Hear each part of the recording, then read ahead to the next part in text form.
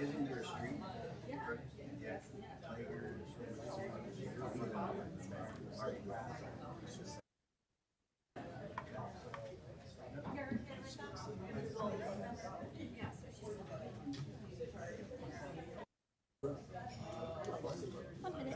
Okie dokie.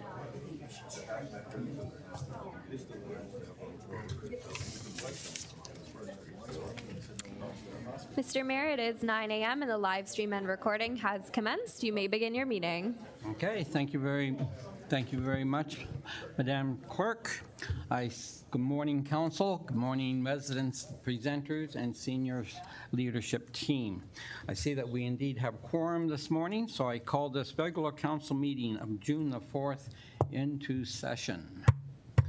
And first up, we will have the national anthem, and we ask all those that can to please rise.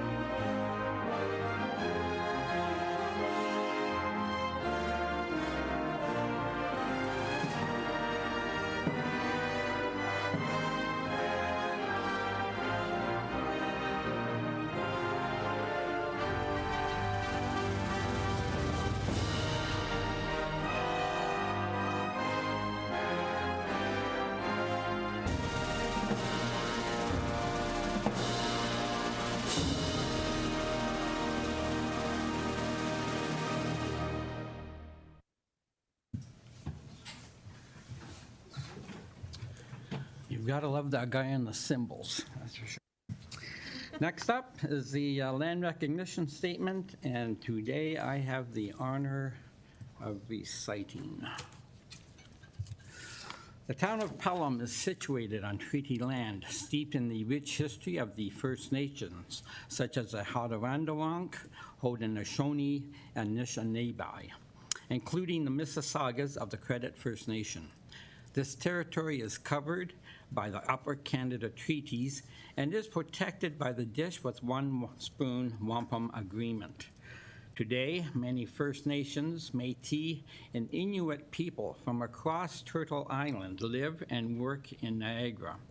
Town of Pelham stands in solidarity with all Indigenous peoples, past and present, acknowledging that our high standard of living is a result of the resources and lasting friendship of Indigenous peoples. Thank you. And now I turn to the clerk. Thank you, Mr. Mayor. That brings you to the approval of the agenda, and I have a motion put forth by Councillor Kerr, seconded by Councillor Wink. Be it resolved that the agenda for the June 4th, 2025 regular meeting of council be adopted as circulated. To Mr. Mayor. Thank you. Any discussion on the agenda as presented? Not seeing any, I'll call the vote. All those in favor? See none opposed, motion carries.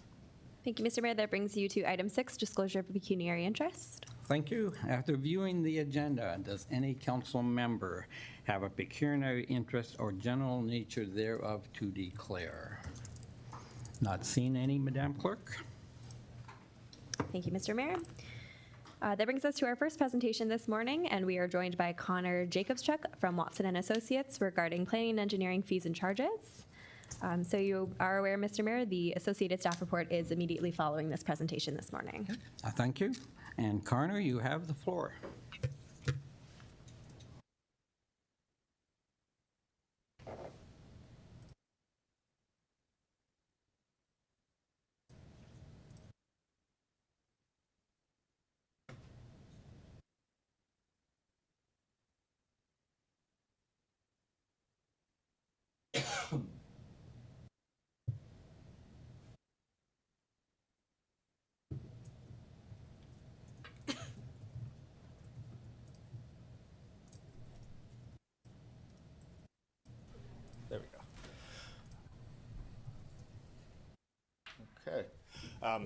Good morning, Mr. Mayor and members of council. My name is Connor Jacobschuk. I'm a senior consultant at Watson and Associates, and I'm going to be walking you through our analysis related to the planning and engineering user fee review that we completed recently for the town. So,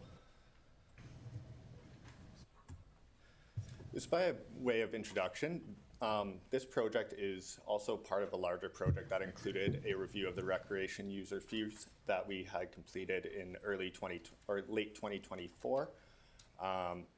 But this presentation will concentrate just on the planning and development services fee review. And the project scope was to assess what is the full cost of providing planning and development services user fee reviews. And then from that full cost assessment, what potential fee changes, structure changes, any increases that can result from that based on applicant affordability, looking at comparative municipalities, and who should be paying for these services. So again, just our approach to those fee recommendations is that there's decisions that need to be made on where the funding for these activities should come from, whether it's, and a large part of that comes from whether it's going to be a community benefit or an individual benefit. So unlike the recreation user fees, where there is that high level of community benefit, you see a lot of subsidization from taxes. Planning and development services are more of a individual benefit, and we typically will see a higher level of cost recovery levels from these types of fees. But then we will also look at market comparators and where you align with the other municipalities within Niagara. So just a little bit of legislative background. Your planning application fees that you impose are imposed under Section 69 of the Planning Act. And what Section 69 of the Planning Act says is that you can recover the anticipated cost of processing each type of application. So that helps us inform our methodology for costing these different activities, because it says anticipated costs, so it's the anticipated cost of any type, and it's not any specific application, so it's just the type of application we're trying to cost here. And then the other service, your other services, so the engineering fees that are within the scope of this review are imposed under the Municipal Act. So then on our methodology, this is just a diagram that represents that process of costing that we went through with staff. What you'll see along the right-hand side is what we call our user fee costing categories. All this really represents is the different types of applications or activities that we want to cost. So with staff, we went through working sessions, reviewed your current fee schedules, identified any areas where we wanted to potentially investigate things in a little more detail than what's in your current fee schedule. So looking at things like minor versus major application types, looking at any new fees that you may want to implement just at the outset, so that we do have that costing to inform what those fees could be set at. And then once we've established that list of activities that we do want to cost, we then went through the process of documenting what is the process that staff go through to review these different application types, and had them estimate the amount of time that they were spending on each of these applications. And then once we received those estimates, there was quite a bit of work back and forth to just ensure that these levels of effort that they were providing were reasonable and that they could achieve them within a year. So there was quite a bit of back and forth and refinement on these initial estimates. And then that's what we used as a cost drivers to allocate direct costs, indirect costs, which would be things like HR, IT, general governance costs, and then as well as capital costs.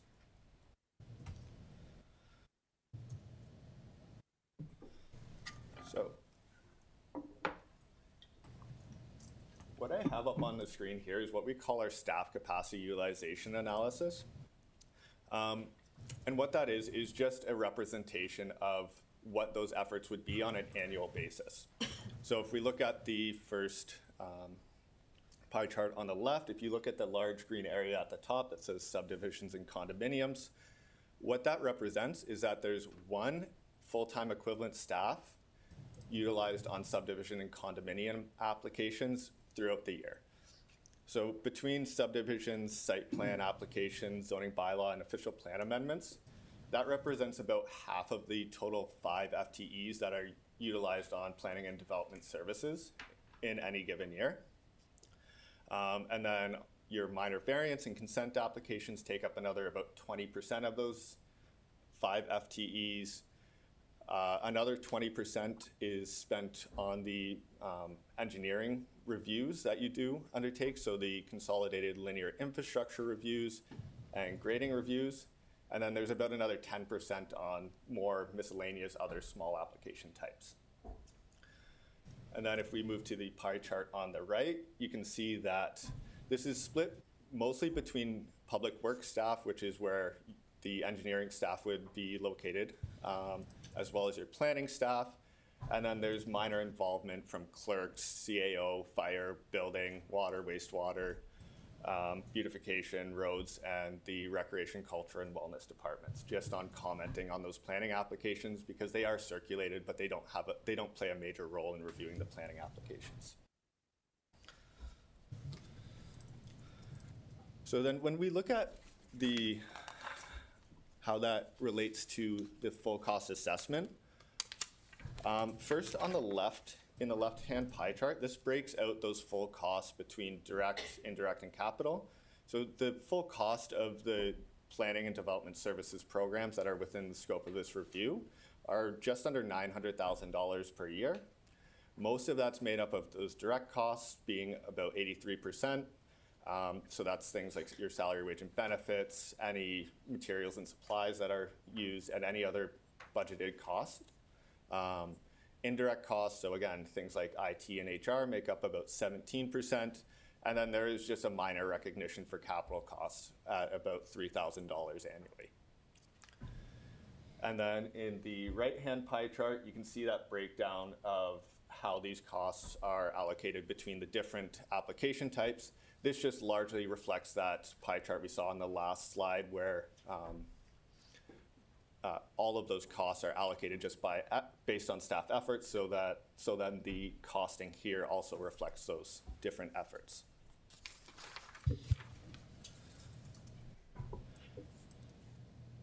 And then what this table is representing is what is your current cost recovery levels if we take your current fees, apply average annual application volumes to come up with what is that total annual revenue that you do receive from your different planning applications. So starting at the bottom with the total, and you will notice there's a bit of a rounding difference between here and the last slide, the total cost being $884,000. Based on your current fees and average annual applications, you'd be recovering about 53% of those costs. And then when we look at how that breaks down between the different application types, you can see that your subdivision fees, your site plan fees, the official plan fees, and your development agreements are all performing fairly well near that 70% plus range. And then you have another group of applications being your condominiums, your zoning bylaw amendments, consents, and minor variances in that 35 to 40% range. And then within that other category at the bottom, you can see they're at about 10%. The main cause for that is that you don't currently have fees for some of the engineering reviews that are contained within there. So those are the consolidated linear infrastructure reviews and grading reviews. And those make up about $189,000 of the $204,000 shortfall. So it's really related to those activities that you don't currently have fees for. So then in the orange section, you can see what our recommended fees would bring that cost recovery level up to. And in most cases, it's moving up to that 100% level, so full cost recovery. The one exception is on the minor variance fees, where we typically will see some lower cost recovery levels across most municipalities. You will see that under recovery on minor variance applications. So the fee recommendations would increase increase your annual revenues by about $397,000 based on our modeling.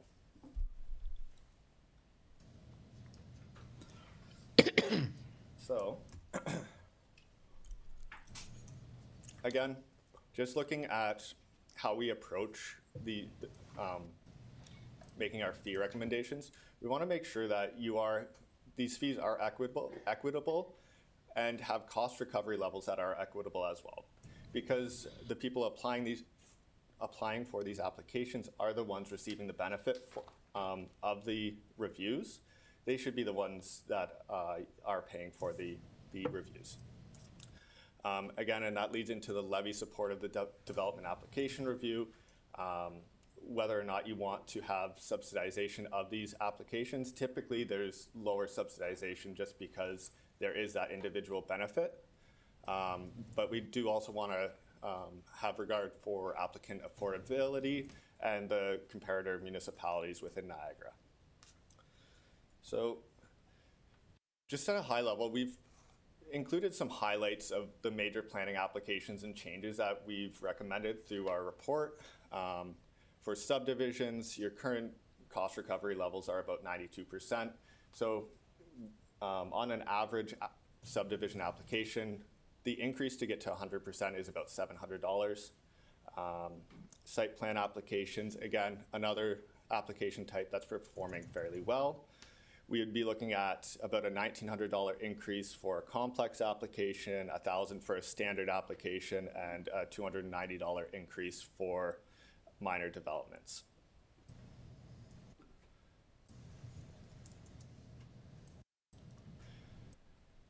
And then on your condominium applications, that was an area where there's a lower level of cost recovery, so we are recommending a larger increase from about $5,000 to $16,500. But we've also introduced a new fee for condominium exemption application, where a lot of that detailed design review has already been completed at the site plan stage. The applicant can then apply for a condominium exemption application, which is a new fee that you currently do not have. Similarly, with the official plan and zoning bylaw amendment applications, they were at a lower level of cost recovery. Our proposed fees are moving up from that $5,000 level for $5,000 and $6,000 level up to about $13,000 and $13,500. And then you also do currently have a combined official plan zoning bylaw amendment fee, which is just to recognize that there are some economies of scale when you do get those applications in together.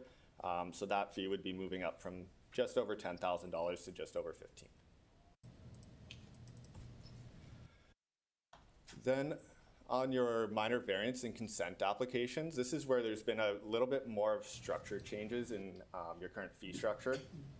So on your consent applications, currently what you have is one flat fee for each consent.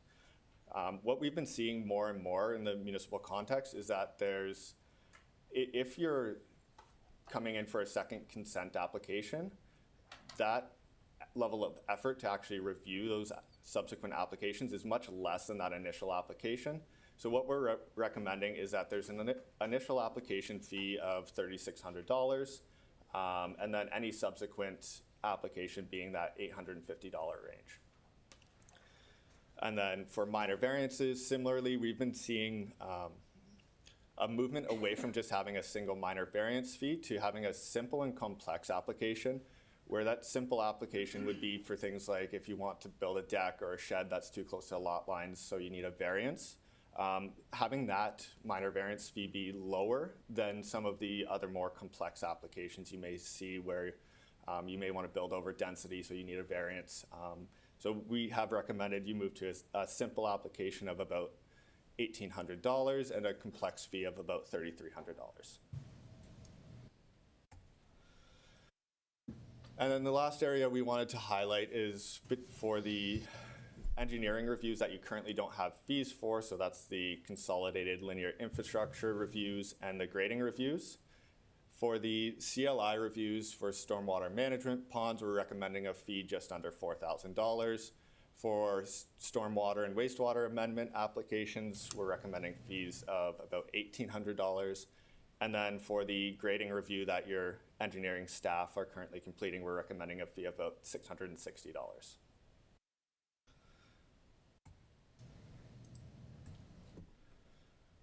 So, as I had said, we've done quite a bit of work on the survey as well, comparing to other Niagara municipalities.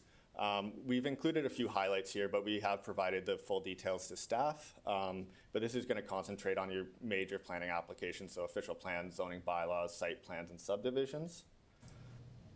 And before I get into any of the details, I just want to explain these charts a little bit first. So in the blue, the light blue color, these are all of the Niagara municipalities that have completed full cost fee reviews. The orange is the town of Pelham. The darker blue is any Niagara municipalities that we are unaware if they've completed full cost fee reviews. And then the light gray color are the are 2 municipalities that are currently in the process of doing full cost fee reviews. So when we look at official plan amendments, our recommended fees would bring you right to that lower end of the comparison of all of the municipalities that have currently completed reviews. So you are moving to the middle of the pack, but it is to that lower end of all of the other municipalities that do have full cost fees implemented. And then there are the Fort Erie and Niagara-on-the-Lake that are currently completing reviews. Similar story for zoning bylaw amendments, moving from that second lowest position just above Wainfleet up to just below Port Colborne and below all of those other municipalities that have completed full cost fee reviews.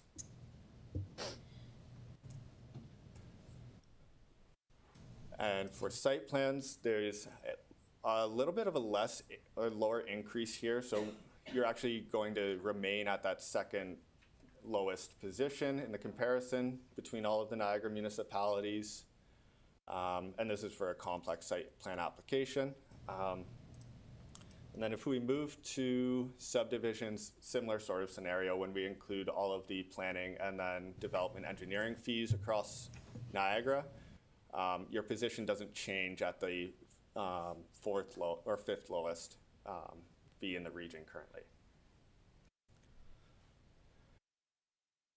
And then one other thing we wanted to highlight here is when we include all of the additional fees that are also paid by developers for a subdivision, so your development charges and building permit fees as well, again, these increases are somewhat minimal. As you can see here, your position doesn't change in this comparison, and it's a $70 per unit increase per 100-unit subdivision application. So really insignificant changes there. And just for your information, within those boxes, that's the total planning fees per unit that would be paid. And then the percentage is what is that percentage of the planning fees compared to the total fees payable. So that ratio doesn't actually change. Your planning fees are still 2.5% of the total fees paid by a developer. So next steps in our process would be to have council approve the fee recommendations for implementation on January 1st, 2026. So we will then open it up for questions. All right. Thank you very much, Connor, for a detailed presentation. Go turn to council. Any questions on the presentation? We'll go to Council Nesnick. Thank you. Good morning. And through you, Mr. Mayor, just a few questions just with regards to the comparator charts. So I see that even once we make the adjustments, we're still towards the lower end. And thinking of the city of Thorold, who's similar to us and building is booming there, it looks like folks have been getting a real deal here in Pelham for a long time with regards to the fees charged to them. So was there any consideration for moving us higher up in the charge?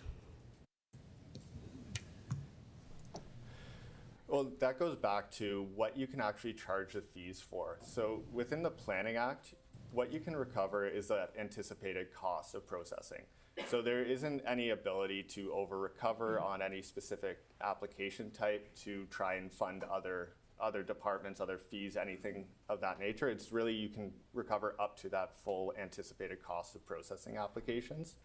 And just to note, Thorold did just complete their fee review, I believe, at the end of May. So they had done that internally. That's why you see them up at that higher level. That was just a recent study for them that they had done. Okay, so thank you. So my understanding is it's based on that first chart, that what it costs us to Yes, to do the work, then that's what you're going to charge to do the work. Exactly. Makes sense. Thank you. Oh, okay. I go to Councillor Eckert. Yes, good morning. Thank you, Mr. Mayor. When was the last time we did a review or set fees? I didn't see that in the report.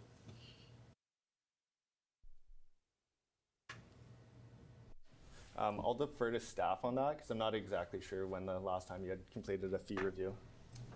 Nice. Director of Planning, Thank Ms. you, through the Dusling. Mayor to Councillor. That's a very good question. We were chatting about that internally as staff, and Shannon and I know that a fee review has not been done in planning and engineering since our time, which is, I think Shannon has been here for about 8 years. So at least with not in 8 years. Okay, thank you. That's the first time I got a very good question from anybody, so thank you. I appreciate that. And the next question, kind of an observation, but the least percentage increase on the chart is in the minor variance. And if you're looking at the increases to, condominiums and subdivisions, that increase in costs is spread out over 100 units. So it's minimal per each unit. And there was talk about, what is a very personal kind of request as opposed to a subdivision. So minor variances, to me, might be the most personal thing, benefit to one person or one site or whatever. And yet that's the lowest amount of increase. Why did we come to that? Sorry, were you referring to the 67% cost recovery on minor variance? Yes, so we went from 36% recovery to 67%, but we're still down quite a bit, like in that area. Right, and that goes back to exactly what you had said there about it being more of a personal thing, and the thought that those are typically applications brought forward by current residents of the municipality. So there's the thought that there should be some subsidization of those applications so that they do come in for them. And further to that, we did look at the survey of all the other municipalities, and we only increased the fees up to that maximum amount within Niagara. Okay, thank you. Okay, thank you, Councillor. Any other questions? I guess I have an overall question, and I find that there's quite a range there. City of Thorold to Pelham. We all pay basically municipal wages. So why is there such a big discrepancy between, I would have thought that we all pay the same wages, we all follow the same municipal act. I'm surprised that that bar, when we see comparatives, isn't a lot more even, at least within the region. I can understand once you get on the other side of the lake, things get a little crazy. But why would there be such a discrepancy within the municipalities, within the region? Well, that would be reflective of the different processes that the different municipalities may go through, as well as what reviews they're actually doing, because there are some, I do understand you have some MOUs with the region where there's different reviews undertaken by the region, so they're, for the different area municipalities that may be doing different levels of review as well. And it also goes back to how recently they've completed their full cost fee review, because I believe Welland was in 2020, Thorold was completed their review about a month ago. So those full cost fees that were implemented 5 years ago may not have kept up with Okay, different changes in costs and so forth. okay, yep, okay, thank you for that. Any other questions? Mr. CAO, any comments? You know, when life presents opportunities, you either walk through the door or you don't. And I think this might be a fair time to say, one, our planning department is extremely productive, high-skilled people diligently working. But secondly, this town aims to be a 60th percentile paying employer, and our comparators are mostly here in Niagara. And so one would expect, in fact, since wages are the single largest thing that goes into the calculation of the fee, i.e. staff wages, so that in theory a developer is paying and the taxpayer is not paying for that person's wages, as they do work to benefit the applicant. Well, if we're at the 60th percentile, one would expect 40% around us to cost more, because that is the dominant driver. So that's just very good value for the local taxpayer. And, you know, the narrative is often about extremely overpaid civil servants, but you have a productive, small-sized team who are paid at the 60th percentile. And so that's why the math shakes out like that. Congratulations for leading a well-run municipality. Thank you, Mr. CAO. One last ask, any other questions on the report?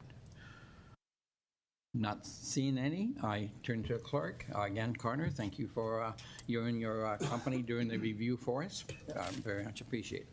Thank you for your time. Thank you. To the clerk. Thank you, Mr. Mayor. With respect to the presentation, I have a motion put forth by Councillor Hildebrand, seconded by Councillor Brunarski. Be it resolved that Council receive the planning and engineering fees and charges presentation from Watson and Associates for information. To you, Mr. Mayor. Okay, thank you. Any further discussion? I'm not seeing any.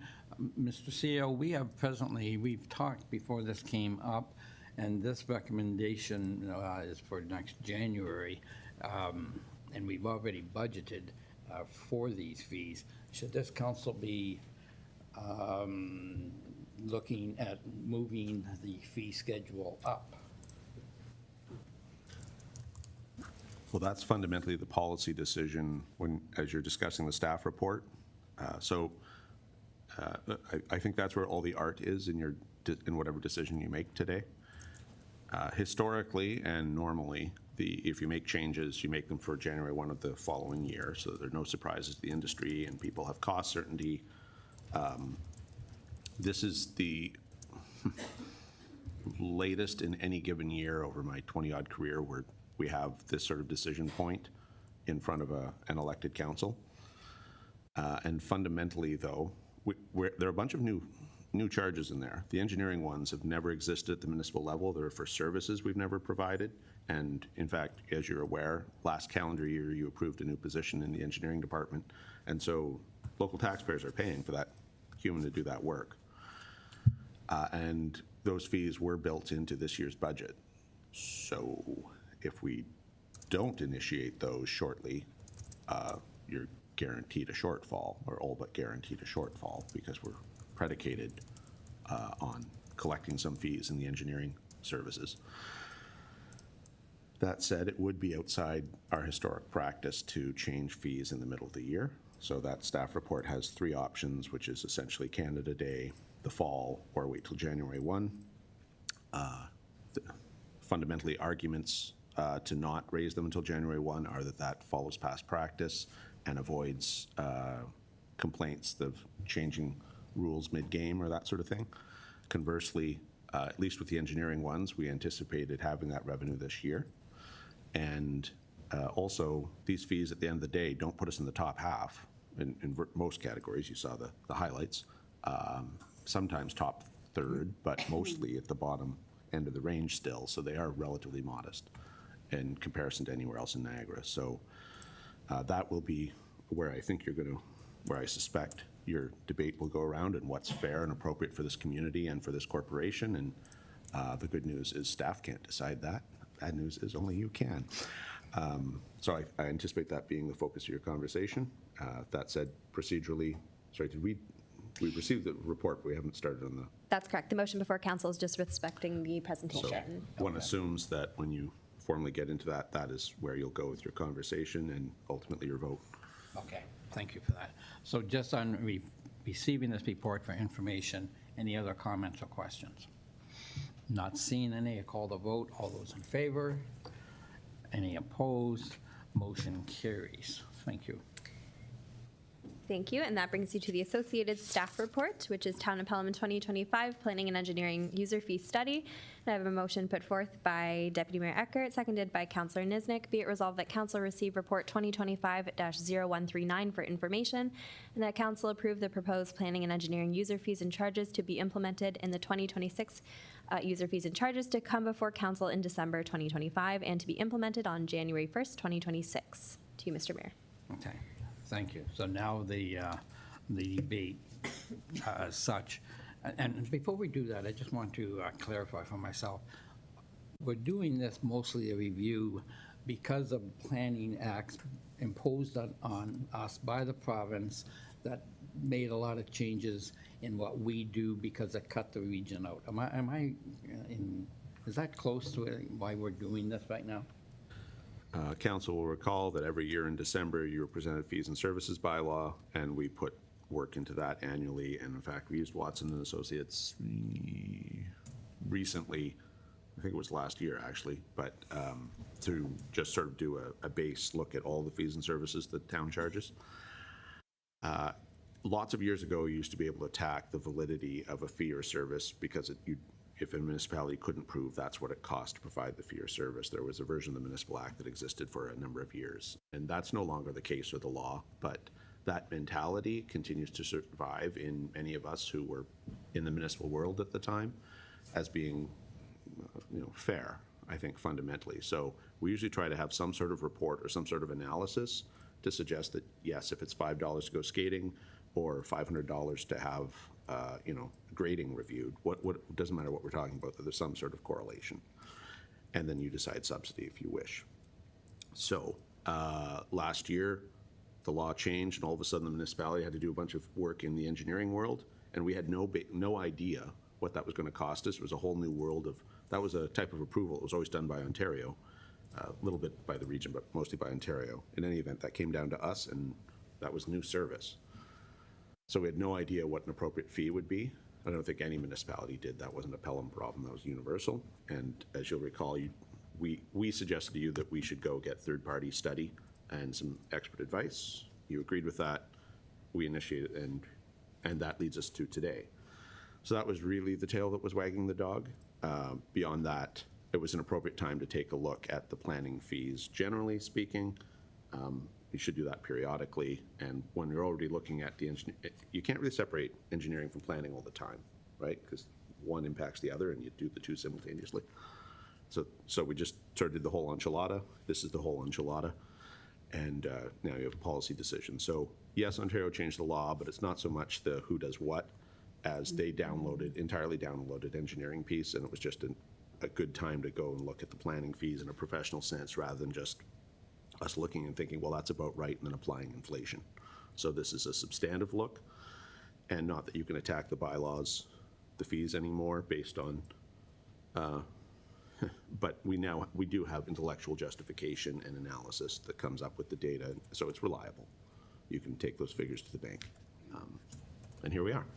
Okay, excellent, thank you. I just wanted to give council a little bit of background on the increases and the options, of course, that we're looking at. So we can indeed not impose the new fees until January 1st, or the one option is we implement them on, I believe it's July the 1st. Is that correct?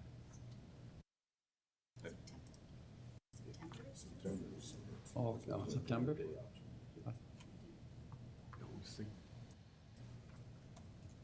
And anyway, at the end of the Okay. day, you control, sorry, Yeah. you're not married to any of our suggestions, right? Like, Yeah.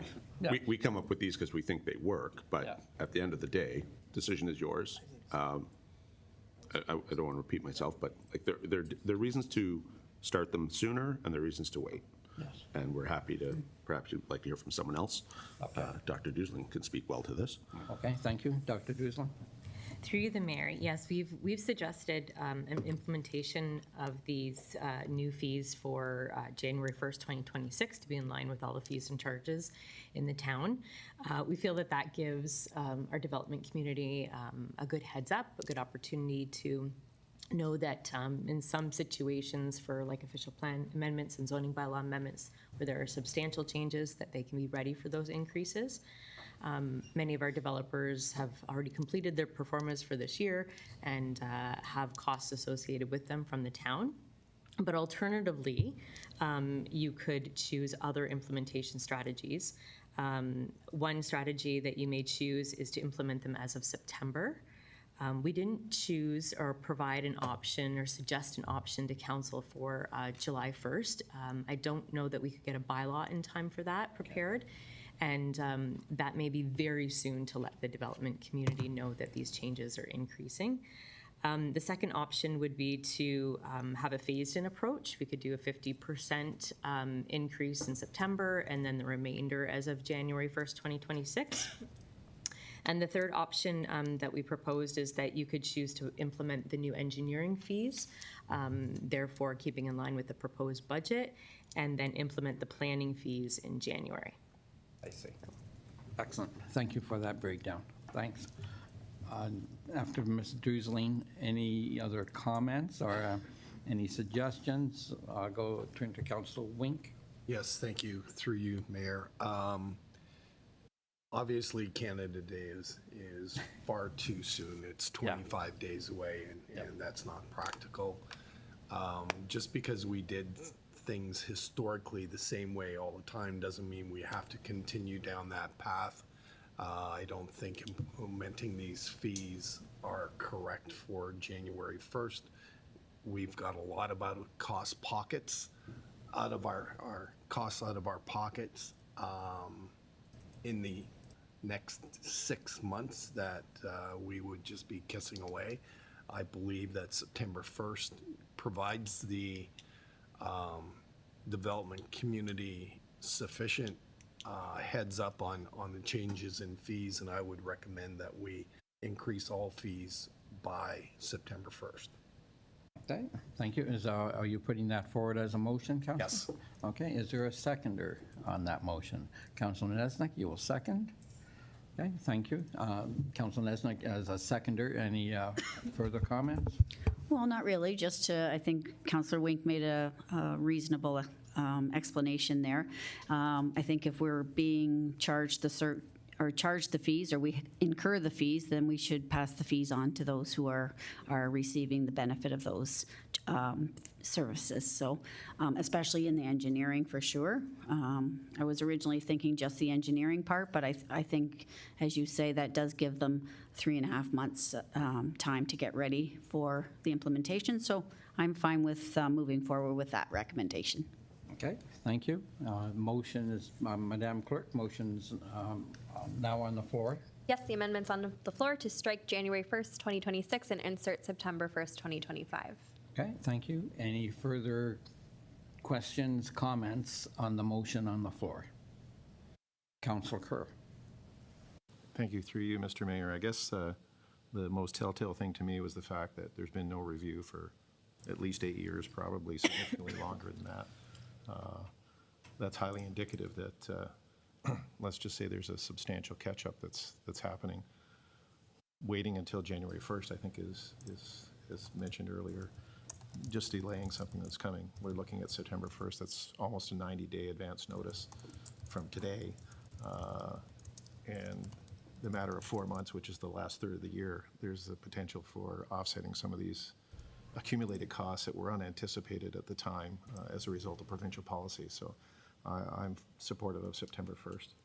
Okay, thank you for that, Councilor Kerr. Any other comments before I call the vote? Not seeing any. We'll now vote on the motion, moving the fees in September. All those in favor? I see none opposed. Motion carries. To the clerk. Thank you, Mr. Mayor. If there are no more amendments to bring forward, that would bring us to the motion as amended. And I can go ahead and use Councillor Wink and Councillor Niznik as the mover and seconder for such motion if they're okay with that.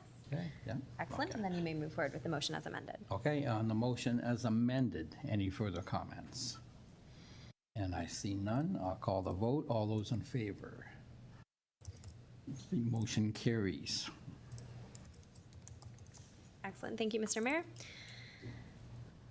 Jumping back into presentations, we are now joined by Jen Gross and Kelly Dell of GEI Consultants to present the Asset Management Plan overview.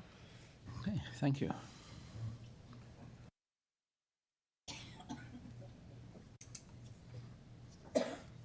Good morning, ladies. Thanks for joining us this morning, and you have the floor.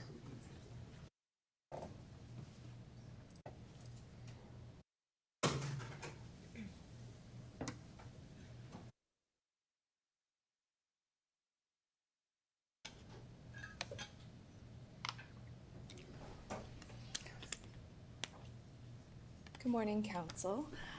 Thank you for having us here today to talk to you about the 2025 Asset Management Plan. Sorry, technical difficulties.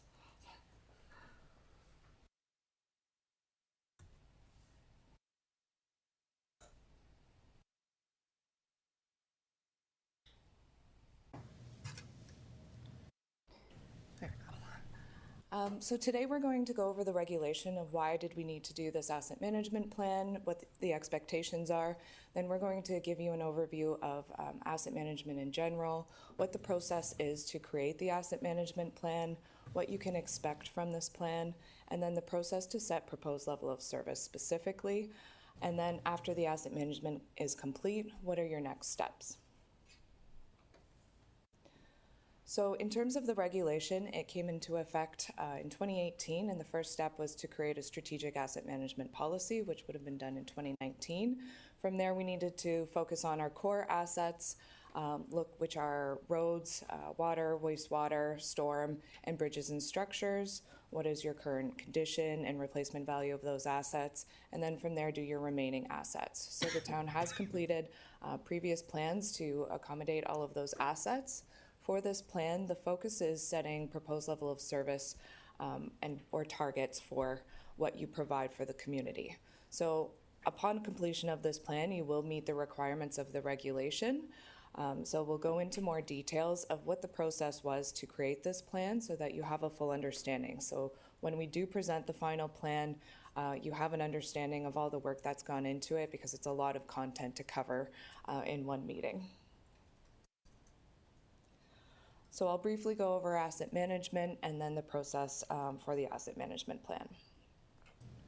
So ultimately, we want to do asset management because we want to make sure we're optimizing our costs, we're managing our risk, we're making better decisions based on information and data from the municipality. We want to make sure we're meeting compliance and regulations, and we want to make sure that we're increasing the resilience of our assets. Ultimately, asset management, we're trying to find the right balance between cost and willingness to pay, risk, and levels of service. So everybody wants the best of services, but there's not a willingness to pay. And then we also want to make sure we're managing risk to the municipality. So what we're trying to do through this plan is find the right balance for Pelham to make sure that we're addressing all of those competing priorities. The key challenge is always there's a greater need than there is funding. So we're trying to make sure that you have all the information you need to make appropriate decisions and make the best possible decisions and make sure that we're not creating a problem for the long term. We want to start addressing things that we can right now and make sure that we can continue to provide these services to the community into the future. So a lot goes into these plans. So we've taken information from your current asset registers, your GIS. We've pulled information from multiple sources to compile a full asset register of all your assets. We've looked at your current budgets, we've looked at your capital plans, condition assessments, your development studies, growth information, any master plans, and we've also taken into account your strategic priorities. So the difference between your capital plan or your capital budgets is typically you're starting with a budget starting point of what do we think we can get for this year. And then the plan is built to fit that money. Asset management planning is the opposite, where we're looking at the full needs and we're reporting on the long-term needs of your assets. So, and rather than limiting ourselves to a specific number, we are truly looking at the true cost of ownership and what we need to do to our assets to maintain them in the condition they are now or the condition we want to be providing them. The asset management plan process, so these are all sections that you're going to see within your asset management plan. We start with the state of the infrastructure, so that's looking at your current asset list, what its value is, what the current condition is, and then we speak to levels of service, which is what are you currently providing the community and what do you want to be providing the community. The lifecycle management strategy speaks to all of the things that you need to do to your assets through its whole life cycle. So not just focusing on its eventual replacement, but we have operations and maintenance. We have non-infrastructure activities. So what is the total cost of asset ownership so that we can appropriately plan for that in the future? From there, we run different scenarios to look at what happens to our assets under these different scenarios so we understand the impacts of our decisions, and that's all provided within that plan and understanding the cost of these different scenarios. From there, the financial strategy is looking at how you are currently funding your assets, how much you're currently spending, and comparing it to what the needs are under different scenarios, and making that comparison to determine if there's an infrastructure gap. From there, we do improvement in monitoring. Asset management is not done in a day. It's something you are always doing. You're always replacing assets. You're always looking at your risks. It's something that we can continue to improve upon. We can improve the forecasts and how we do this work to make sure that we're, again, always making the best decisions and that we're making informed decisions. So the state of the infrastructure process is first we develop an asset hierarchy. So that's strictly how do we organize our assets within this plan that makes sense for the municipality. From there, we've compiled all of those different sources of information into a single asset register. We look to see if there's any gaps that we need to fill. Do we need updated replacement values? Do we understand the current age and current condition of our assets? And then we fill those gaps where we can. And then for the regulation, we're required to report on your current replacement value. So that's if you were to replace your assets today, how much would it cost you? So it's not a historical value, it's a today value. And then we also need to report on your current condition and then your average age. So the scope of your 2025 plan, so we have it broken into transportation, which includes your bridges and structures and stormwater, and that's a matter of how you're currently budgeting and who's responsible for those assets. Then sanitary and water, so those make up all your core assets. And then we've also included your facilities, fleet and equipment, information technology, parks, recreation, and cemeteries, and fire. Your natural assets have been also assessed, but within a separate engagement, so that will be included in the plan as well, but as an appendix. So I do need to apologize. When we were putting together this presentation, it was a draft form of your state of the infrastructure. We've since updated that to reflect an updated value for your roadway assets. So there was a correction made, so you will see if you had already looked at the council presentation, you would see a different number. So your transportation assets, which again includes your roads, storm, and bridges and structures, does make up the majority of your assets with over $500 million in assets. In total, your assets are worth almost $1 billion.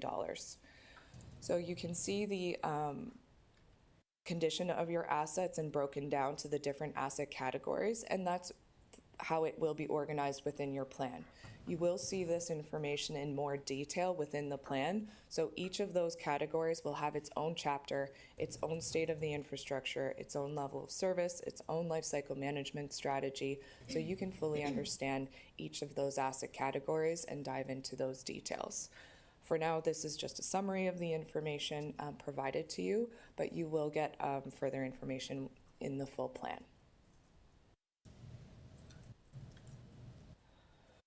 So for levels of service, it really is trying to connect the services, the assets that you have to the services they provide. The reason you have assets, the reason you take care of them are because it ultimately provides a service to the community. So we look at what services you're currently providing, how do we rate those services, which the regulation does state how you need to assess those assets for core, and then we worked through with your staff how we want to rate the services for your remaining assets. So within the plan, you will see the current performance as of 2024, and then we also needed to set targets for those levels of service. So after all of that, we need to determine what the cost is of those different scenarios of how we want to provide our assets, and how are you going to reach those targets ultimately. So we have connected the strategic priorities to the different levels of service attributes. Again, you will see full information on this and how this is brought into the levels of service section. So we've tried to make sure that we are taking your strategic priorities and we've created levels of service that are meaningful to you and are addressing your strategic priorities that you've developed.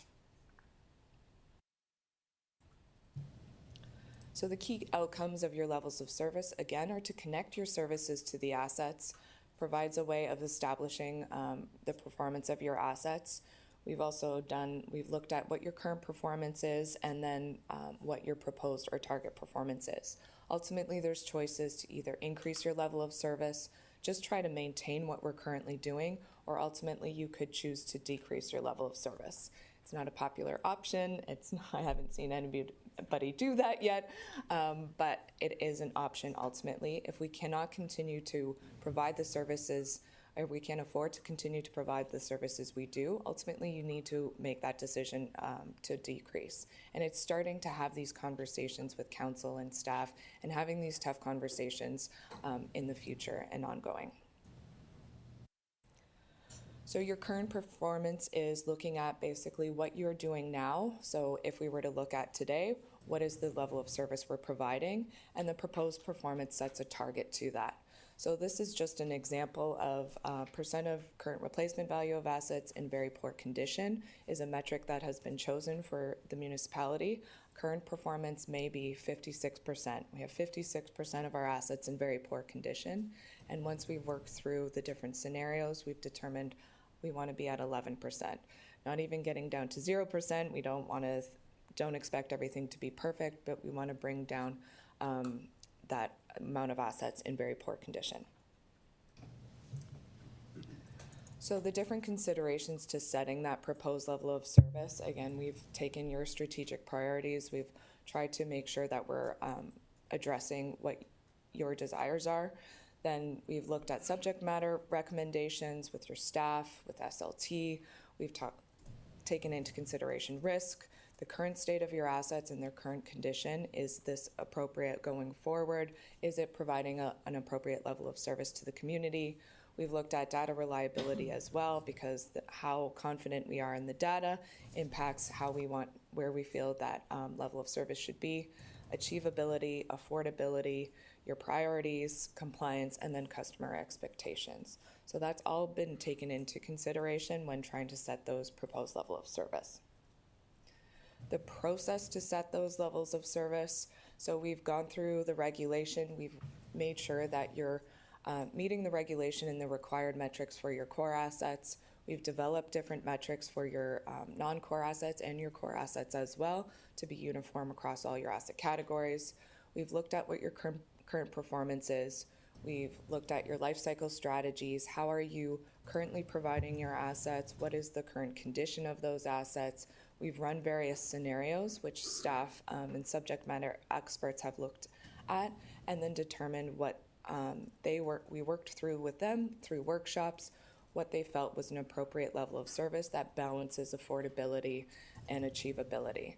Then we've sat down with SLT to have that corporate oversight of trying to make the right balance, and then you will see what the proposed level of service is from those staff recommendations and SLT within the plan, but you will also see all of those other scenarios.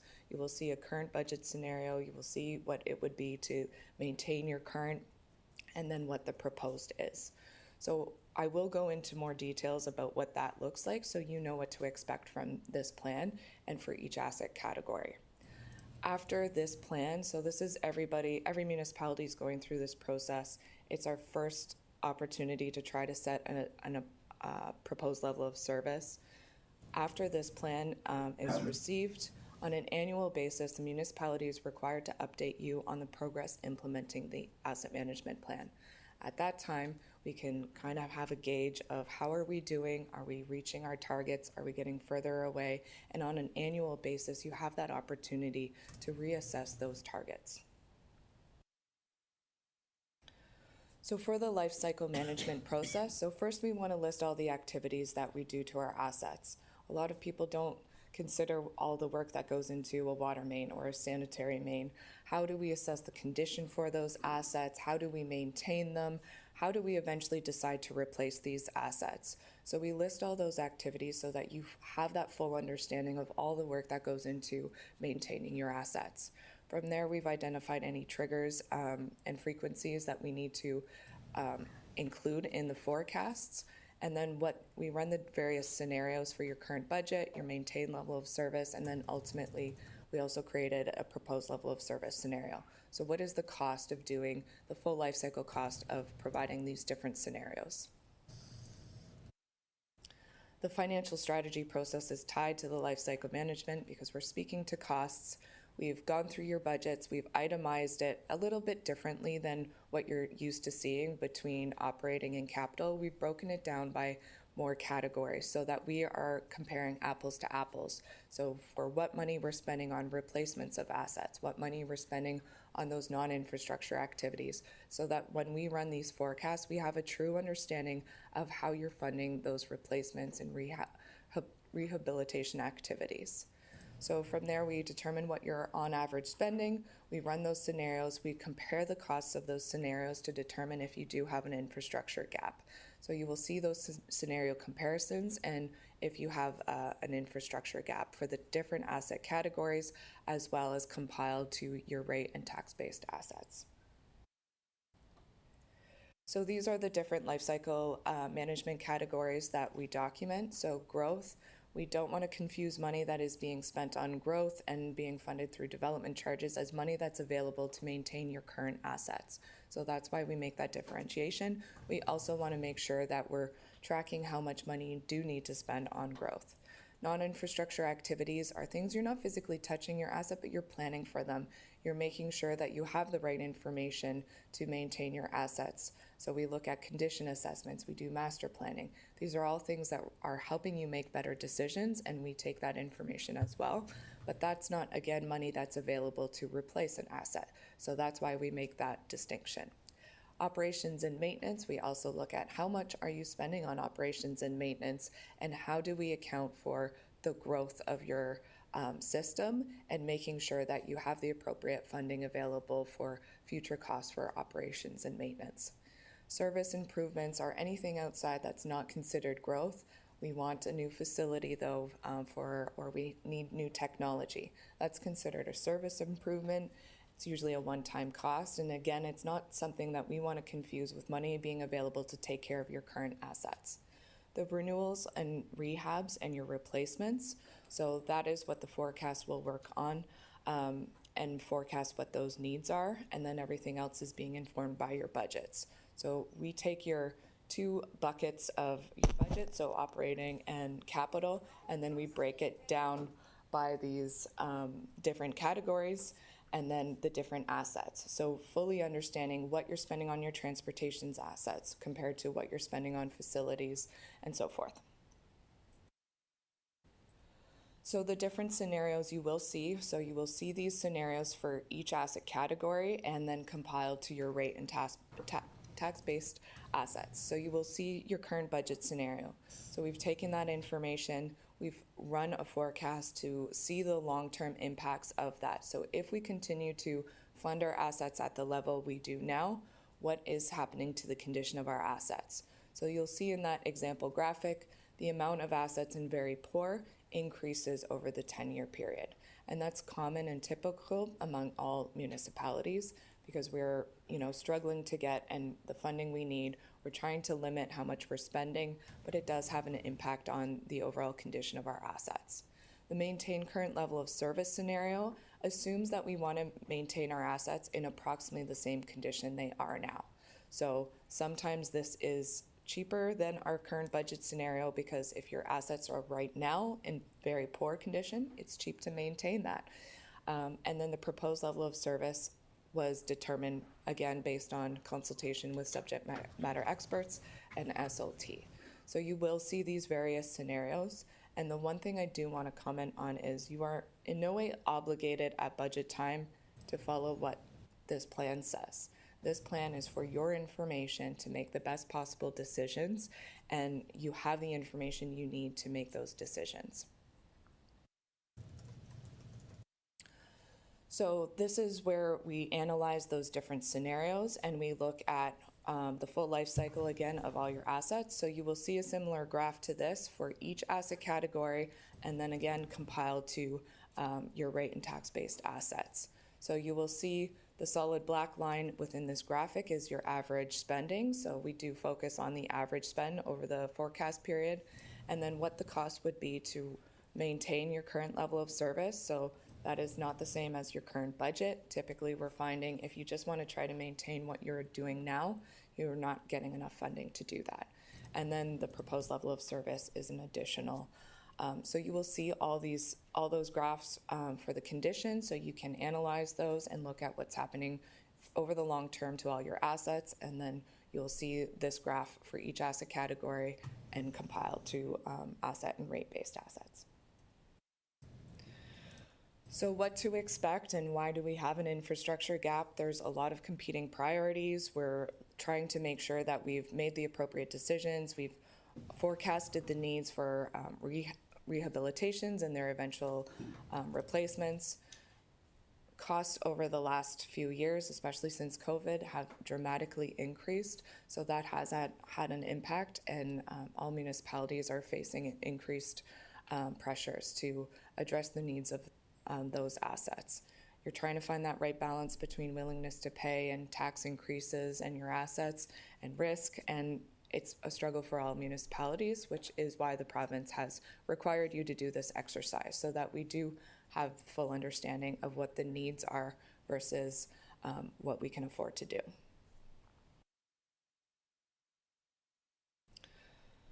So after this asset management plan is complete, again, council is not required to fund this gap as it's stated.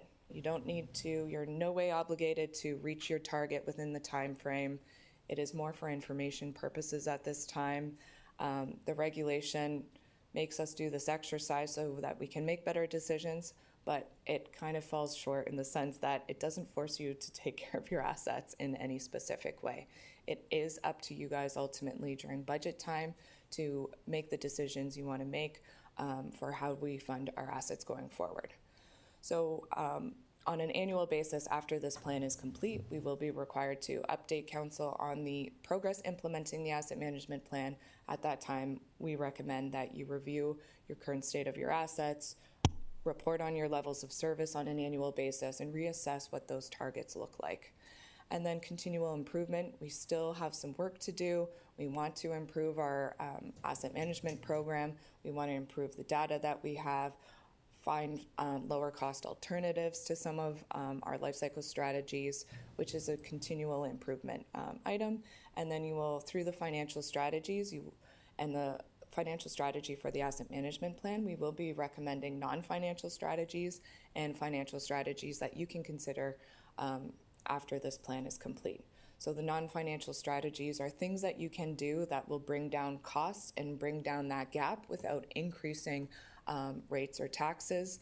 But so things like improving asset management strategies, finding lower cost alternatives for consideration.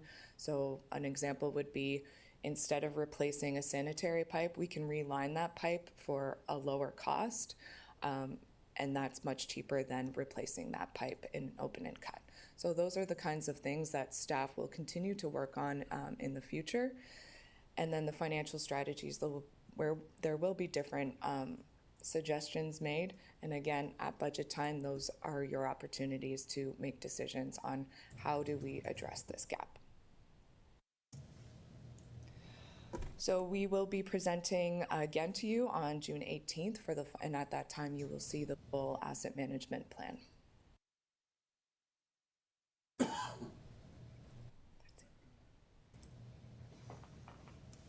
Excellent. Excuse me. So thank you for that detailed report.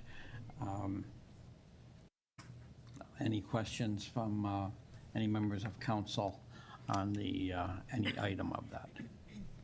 I guess the one thing that sort of jumped out to me was how did you, and I can't find it, my computer just went silly, the level of service at 56%. So how did you come at that figure again? Was that applying to our situation in the town now, the 56%? I think that was just an example. Oh, okay. Excellent. And do we know what our level of service is in the town? Yes. And what is it then? So if you look at, for your state of the infrastructure, that is one of your metrics of your percent of assets in very poor condition. So that's one of the metrics that we've used to forecast what these needs are. So you will see these graphs for each of your asset categories, and then that filled out in the levels of service section under each asset category. So right now, your amount of assets in very poor condition is 10.77% for all of your assets.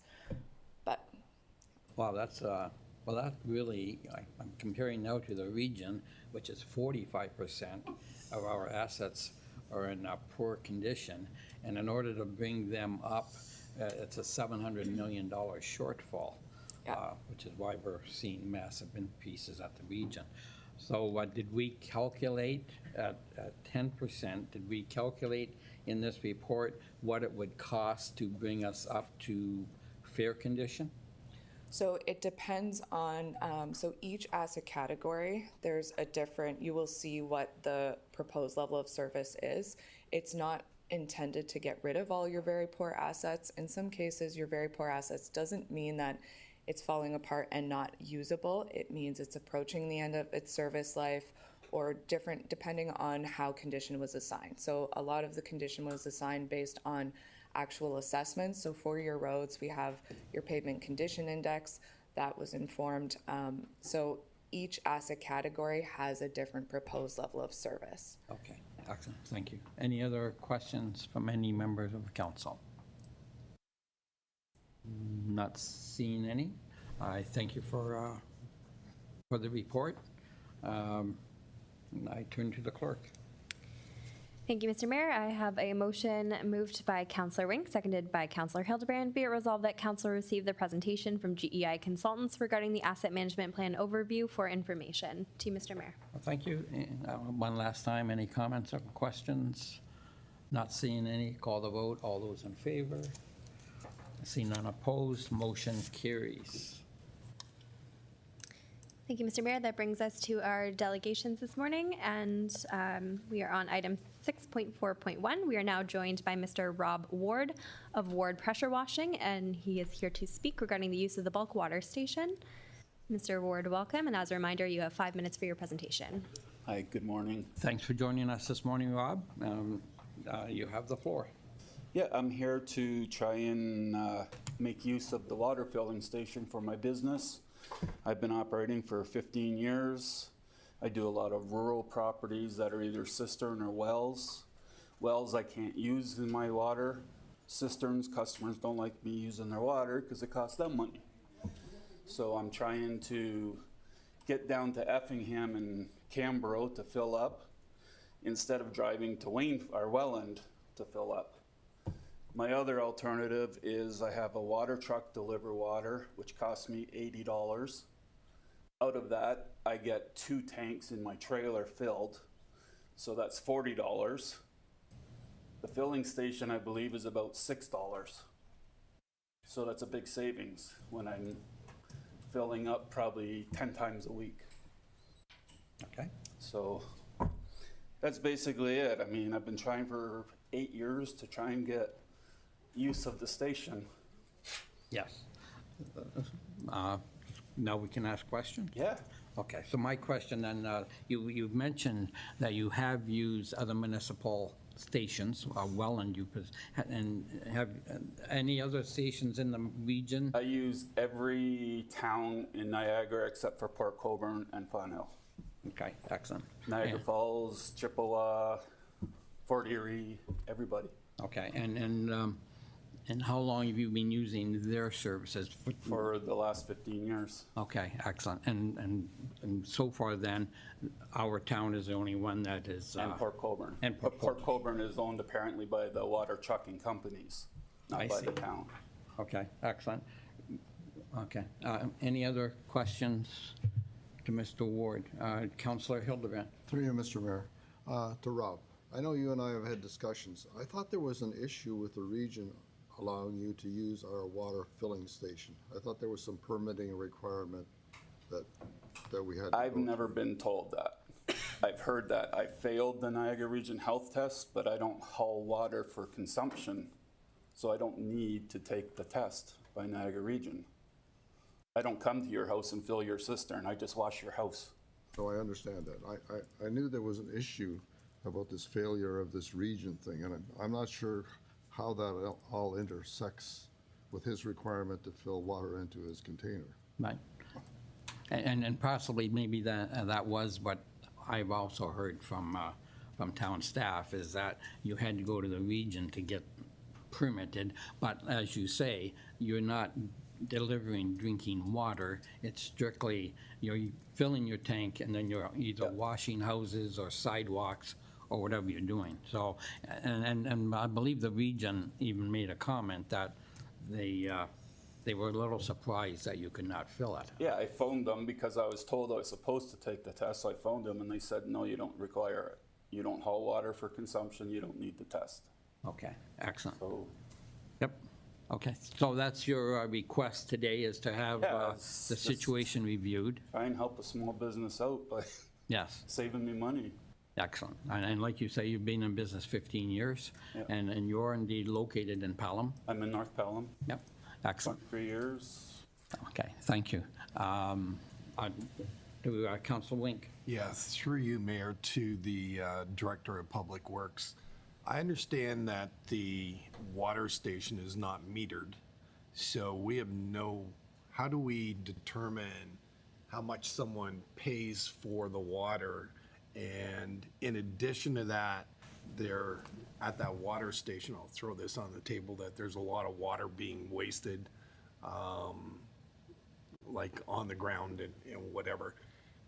How do we know that we're getting our costs of running that station recovered by the trucks that come in, and also by Rob's business? Like, how much would Rob be paying to fill his tanks? So there's a few questions for you there. Public Works, or did we go to Finance? Through you, Mr. Mayor, I could answer the revenue section. So there is, everyone has a fob, and so when they go to get their water at the water hauling station, it records how much water is being taken, and that's how they're being charged. So they fill up a fob, and then it sort of decreases as they use it. Does that answer your question? So it is metered? Yes, yes. I was told the contrary Huh? just a few days ago. And if I may ask, where did you get that From Mr. information? Cook. Oh, Well, we are generating revenue through the water hauling station, and that's being done by the water haulers filling up their fob with X number of dollars. When they go to use it, it decreases the amount on the fob, and then they have to refill that. So we use a software system called WindFluid, and that's what tracks the usage of the water. yeah, thank you. To the Director of Public Works, Mr. Marr? Yeah, thank you, through you, Mr. Mayor. So with respect to the spillage, the water operator enters the amount that they need to fill up the customer's cistern. And from what I understand is when they go from site to site, they don't empty the tank prior to refilling. So they'll put an order in based on the customer's volume that they require. That is what comes out of the water meter station to fill their tank. And if they've got leftover residual water in their tank, it spills out onto the parking lot area. So that when we talk about water waste and the spillage of water, it is being billed back to that customer, the hauler, but there is the appearance that we're dumping water onto the parking area because the tank has already had some capacity removed from leftover water in the tank. Okay, thank you. Councillor? Thank you for that. So then, looking at Mr. Ward's situation, how much would he have to pay to get the water from us? Any idea? And I believe it's a 500-gallon tank, sir? It's 500 gallons, Yeah. I don't have which the is 2 exact. cubic yards. What I've been told is roughly 310 per cubic yard. Yeah, so through you, Mr. Mayor, we have a specific rate that's been approved. I wouldn't know what that calculation is. Okay, thank you. So is there any reason why we would deny Mr. Ward's access? So should we have a staff report, I guess, perhaps? Mr. CEO, let's go back to Public Works. Mr. Mark? Yes, so through you, Mr. Mayor, just want to make council aware, we do have a policy in place for the usage of the water filling station. So that water filling station, in accordance with this policy, is used by water haulers that have a certificate from the Niagara region for hauling potable water, and that it is used for the purposes of supplying potable water. So that's a town policy that we have in place right now, and that's the mechanism that we've used in the past to limit the usage to potable water haulers. I'll go back to council if you want next step. I make a direction to staff that we have a staff report looking into this more deeper, so we can make an informed decision. Yes. And then, of course, yeah, take a look at this policy and perhaps, yeah, exactly. Any other comments on that in regards to what should the staff report contain other than the policy? We know that Mr. Ward uses other water systems throughout the Niagara region. Obviously, I guess the question is, Mr. Ward, seeing as you have used various ones, are they all standardized loading mechanisms? Yeah, they're all 3-inch outlets. Some are digital numbers, some are fobs, some are cards. Okay. But they're all basically the same, all digital readouts, so you know what you're using. And Okay, and you have no problem in the ones that you are being permitted to use, your equipment fits the standard? Yep, I fill from the top, so everything falls in my tank. Okay. Can't fall back out, can't reverse flow. Okay, thank you. Perhaps I'll turn to the CAO. Are we following the right direction here, having a staff report to review policy and? I think we are. I'm sure we all start from a position of not wanting to harm or inhibit a local small business and to want to be consistent. The existing town policy predates the employment of the people around this horseshoe or relevant professional skills and decision-making. But it didn't happen by accident. It happened because we used to have challenges. We understand we used to have challenges and problems around this specific location. And it's certainly the case that we get complaints around its operation. I mean, I had at least one this week. So that's where we're at. We'd like to find a way, of course, to satisfy everyone, including what on the face of it seems like a very fair and reasonable request. So we've sort of punted this around a little bit, and I think we'd be very happy to write a staff report and to take a hard look at like a trial period wherein this could be allowed, because it's none of our lived experience that it's problematic, but history exists. You know, you study history to learn something from it, and we understand there used to be challenges. So what does that mean, and what would that do to the demand curve? And also, we now allow parking in that location. I recall 2.5 years ago, the local merchants came to this council and also to the predecessor council and asked for more parking in the area, and we've actually reduced the amount of space available to commercial entities to come and access the property, because we now willingly invite people to park there, which was a very good decision and obviously needed by the local merchants. But it's a different reality than it was back when we came up with the policy. So I think if you gave us 2 months to come back, I think we could come up with a fairly good proposal that would allow for a period of time where we could, 6 months or a year, where we could pilot this and then sort of see how that works, because on the face of it, it's a very reasonable request. And I'm sure none of us want to get in the way of small business, but also we have a policy against this for a reason.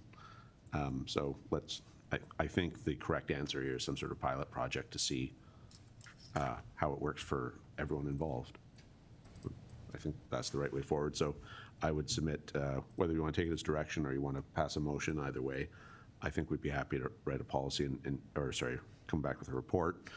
And roughly 2 months, 3 at the upside, I'm sure we can have something workable for your consideration and approval. Okay, thank you. Councilor Nesnick? Yes, so through you, Mr. Mayor, just a question to our presenter. Thank you for coming today. So I'm assuming that you do pressure washing, and the bulk of your business is through the summer months. So if we wait 2 to 3 months, that's going to inhibit you from using that filling station for the meantime. Is there anything, a caveat, that you could do a pilot while you're preparing the report, or so that we could help Mr. Ward with this? And I don't know if that's out of procedure. To the CAO?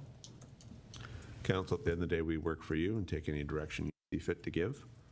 Also, this business has existed for, so what do you say, for the last 8 years? 15 But you've years. not been, 15 years, and you've not been filling here. So if it takes us 2 or 3 months to figure out how to do it properly so that it works, serves all interests, including those not being advocated for this morning, honestly, I think that's a reasonable response from us. But if your preference is for more immediate action, direct that, and that's what we shall do. We will come back before the leaves turn color. How about that? Councilor Nesnick? Okay, that's fine. Let's go that route. We'll have a look at the policy and maybe think about revising it for you, and then you can use it moving forward. Thank you for presenting today. Thank you. And then perhaps we'll encourage staff to perhaps get closer to 2 months than 3 months. That would be great. Bob, before you go, one last question.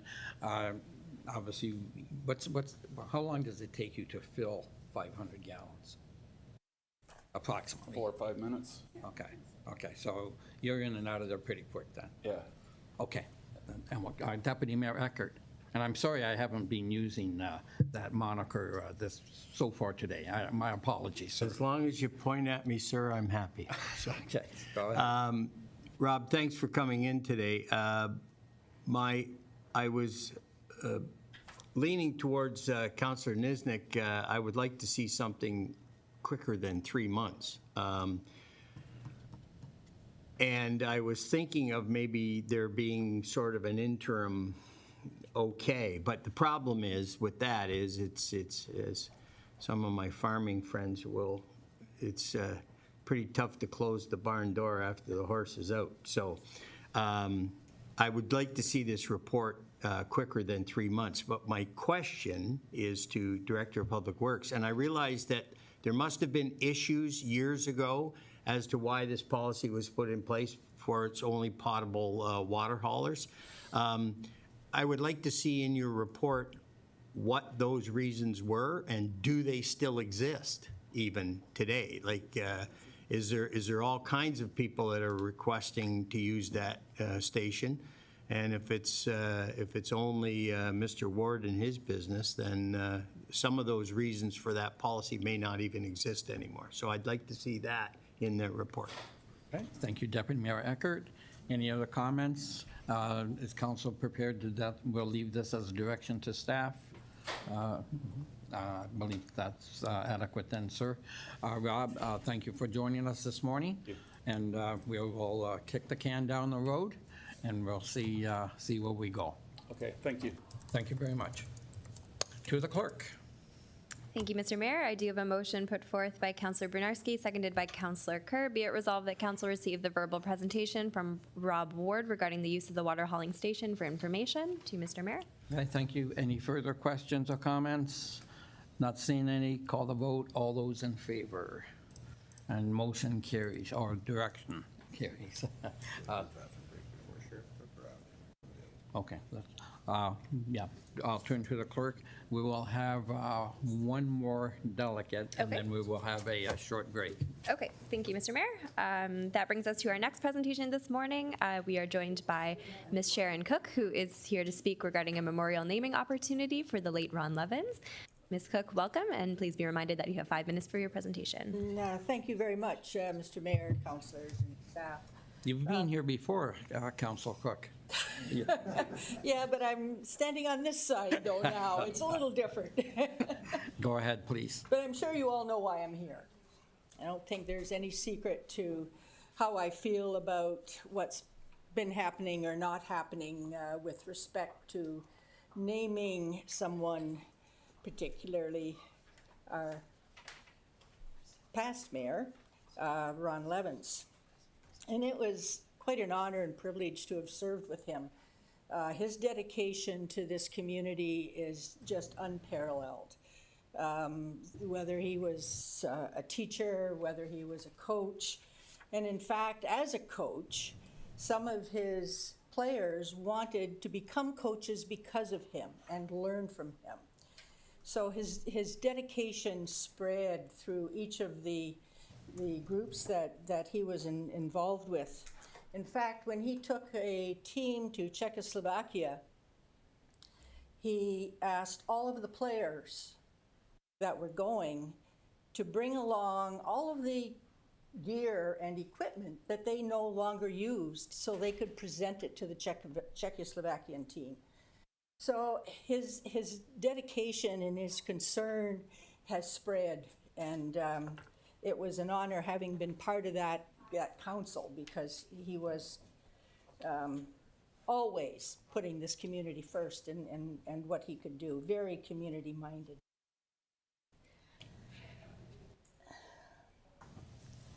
The comments that had come up on so many occasions, I wished I would have written down everybody's name that had commented to me at the MCC, that we wouldn't have an MCC if it wasn't for Ron Levins.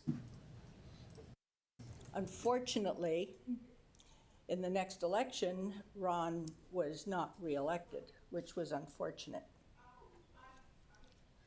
We had the plan. We had a huge plan, actually. First, to get the property, which we did. Secondly, his plan included not only a recreation center, and this has to do a lot with his whole attitude about what is a healthy community and what does a healthy community need, both physically and mentally. So the plan involved a rec center. It involved a whole sports area for soccer, for baseball, swimming pools, the whole thing. And it was all going to occur at the corner of Rice Road and Highway 20. Unfortunately, he wasn't reelected. The property was sold, and the whole concept of a rec center deteriorated at that point. There have been, well, to be frank, there was money available had he been reelected. We could have paid for the whole thing. Unfortunately, that also went by the by.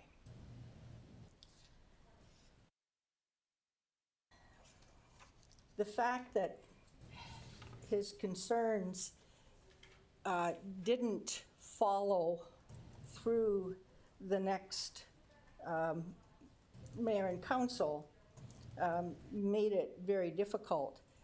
But I have to believe that had Ron not continued to push and work hard, I've never known anybody that worked so hard to get this community center off the ground.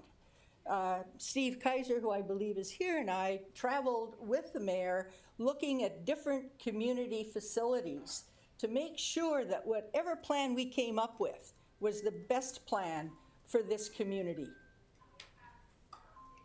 Unfortunately, we couldn't do anything with that. Whoops, somebody wants me.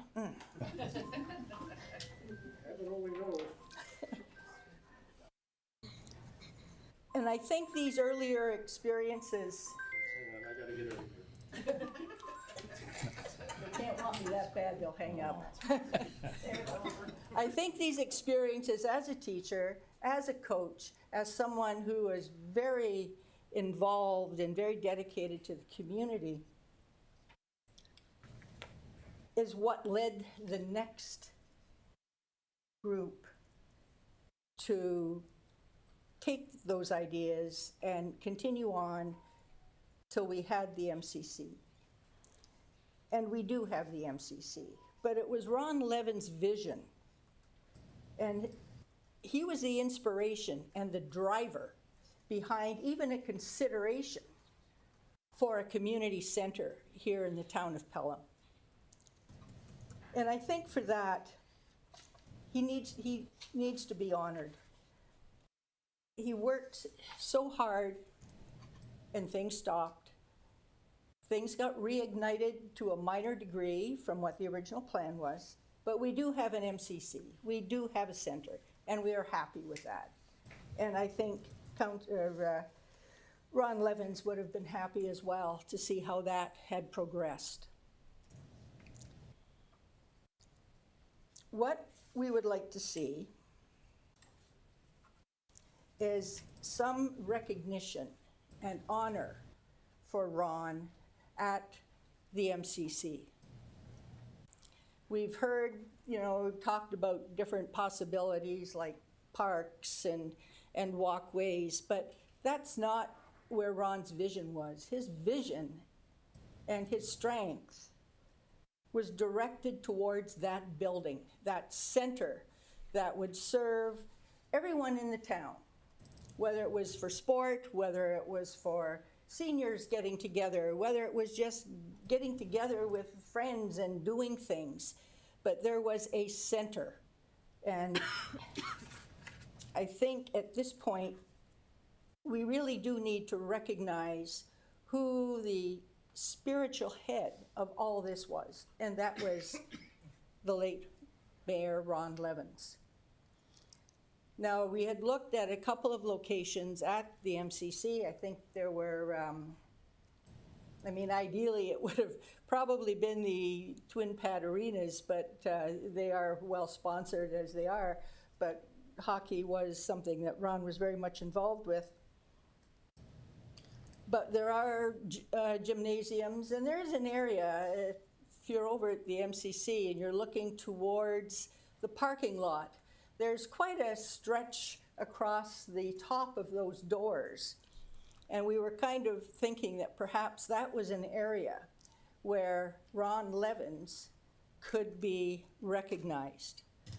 Failing that, a plaque, something that really shows the town's appreciation for what Ron did.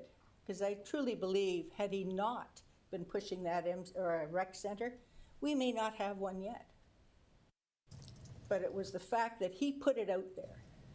We had 2 public meetings, and the support for that was just absolutely unbelievable. It was a new concept for Pelham, and it was something that people wanted. We even talked about a latchkey kid program, so that kids that had to go home with the keys in their pockets would have a place to go, and then their parents could simply pick them up at the center and take them home after school. They wouldn't be home alone. So we'd considered in that process, or Ron had considered in that process, all levels, from the young ones to the seniors, to the sports, just to the social interaction. That was all part of what was going to happen. Now, we would certainly be willing to work with the town as to where we do the recognition and how we do it. I hope that we have your support to at least recognize what Ron was able to accomplish here in town. And in fact, there are a couple of things you might not know about Ron. One of them is the naming of the Glen A. Green School. That was Ron Levin's. The fact that we have a band shell, that was a strong suggestion put forward by Ron Levin's. And of course, the rec center. If we're open, I think, to any other ideas, but we really believe, or I really believe, that anything outside of the center would almost be insulting, because it was the center that was the heart and soul of what Ron wanted for this community. And I think for that, he deserves that recognition. He worked long and he worked hard to make it happen. Unfortunately, he didn't have that chance. Other than the Ron Levin's Memorial Community Center, I'm not sure where else to go. Thank you very much. Okay, Sharon, thank you for your presentation. As you know, maybe you don't know, we do have a naming policy in the town that we will have to work with. But on the presentation itself, is there any comments or questions? I obviously see a staff report coming out of this. And any questions or comments on the presentation itself? I agree wholeheartedly with you as mayor and as a friend. Thank you. He was a outstanding individual, businessman, and like you say, teacher, coach. The list is rather long. Husband, So- father, grandfather. Oh, yes, indeed. High school sweetheart. Yeah, that's enough. That's enough. Yeah. Go ahead, Deputy Mayor Eckert. Thank you, Mr. Mayor. Thank you for the presentation, Sharon. Normally, I'm very hesitant about naming things after people because, there's always somebody that gets left out, and then maybe it's not an appropriate place to recognize that person. But I think in this case, I think you've hit the nail on the head. I remember years back when having debates with people about what an idiotic move it was to buy that property. And even in my limited capacity, I was saying, no, I think somebody was looking towards the future. But I think in this case, having something to recognize Ron at the MCC, to me, just seems at the least appropriate. I certainly would like to see a staff report and follow our policy, but I don't think there's anybody personally that would be against this. So thanks for the presentation. Thank you. Before I go to the rest of council, Mr. CEO, is this how you would recommend council proceed on this ask? I see no reasonable way forward other than a staff report. We'll do the best we can to survey what naming opportunities are available and try to present you with a fulsome analysis of same. And I think something between 2.5 and 3 months is reasonable, because there's another one I know we're going to produce in 2 months. But I think that's reasonable. Somewhere probably early September, maybe. There's only one meeting in August is the thing, and it's the first week of August. So I don't know, but there are 2 meetings in September, so I think one of those is highly realistic. Okay, thank you. Any other comments or questions? Not seeing any. Sharon, thank you for presenting today. And friends, thanks for, and family members, thanks for showing up for the support. Excellent. I'll turn to the clerk. Thank you, Mr. Mayor. I have a motion put forth by Councillor Niznik, seconded by Councillor Wink. Be it resolved that Council receive the verbal presentation from Sharon Cook regarding memorial naming opportunities for the late Ron Levins for information. To you, Mr. Mayor. Thank you. I see no other questions or comments. I'll call the vote. All those in favor? I see none opposed. Motion carries. I realize we have one more presenter, and I know you've waited so long, but we're going to take 5-minute break, and then we will come back to hear the last presentation. Thank you.